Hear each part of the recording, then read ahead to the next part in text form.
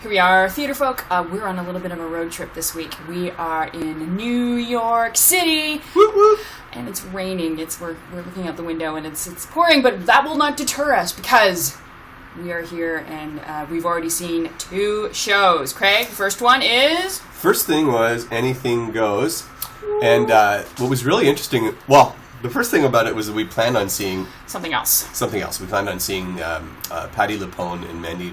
And Mandy Patinkin show, which we were very excited about because I've never seen Mandy Patinkin live, and we just wondered what songs they would do and how they would interact, and we thought that would be lots of fun. But we got up to the TKTS booth, and Patty's not in the show today. And we thought, why would we go see a 2-person show when one of the people isn't in it? So and literally, that's how the TKTS person told us. Patty's not in the show today.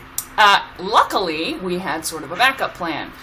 Which was Anything Goes. For a couple of reasons. One, I've never seen it. The only thing I've ever seen is the big tap number on the Tonys a couple of times. I've seen it this year with Sutton Foster, and Patti LuPone did it a couple of years ago.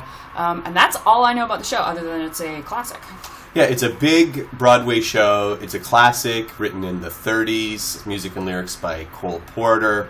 And what I loved about it was that it was about a time when theater was really literally just about escaping reality. It was set during the Great Depression, except the play celebrated opulence and over the top. And it comes at a time where it's funny. I was sitting there watching the play thinking, wow, everything's just so straightforward. You know, if a character says, I love you, they mean I love you. There's no subtext, no hidden meaning. And it struck me while I was watching it, this is before, Freud, and this is before the method. This is before the Stanislavski method. This is before any of this type of acting technique that involves, subtext and backstory and all that stuff. Inner work. And so I really appreciated that the cast actually just did the play straight too. There was no winking, no hinting. They just did it, and I have to tell you, this Sutton Foster, she is what a star. It's impossible not to watch her.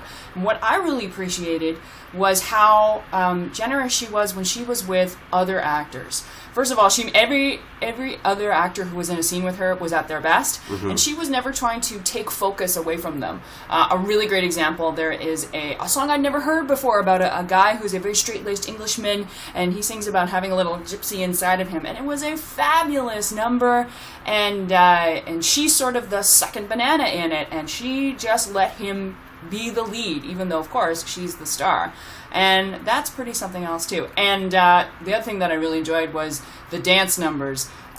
Just stunning. Love those big cast dance numbers. And I will say, now we're going to get to what we didn't like about it. Holy cow, that first act is really long. First of all, not enough, lots of songs that sound the same, lots of no dance numbers until we get to the very end of the act. It was an hour and a half. First act. Oh my gosh. And, when everyone already says what they're thinking, I'm not quite sure why we need an hour and a half. Yeah. And the second act was, I've never seen a play so saved by its... I've never seen a play saved by its second act. The second act was fast. It was breezy, funny, lots of dance numbers, lots of funny songs. It set it out, it whipped it all up. We got married, and it was all done in less than an hour. Yeah, so, I think the second act brought the whole show back up to a 9 out of 10.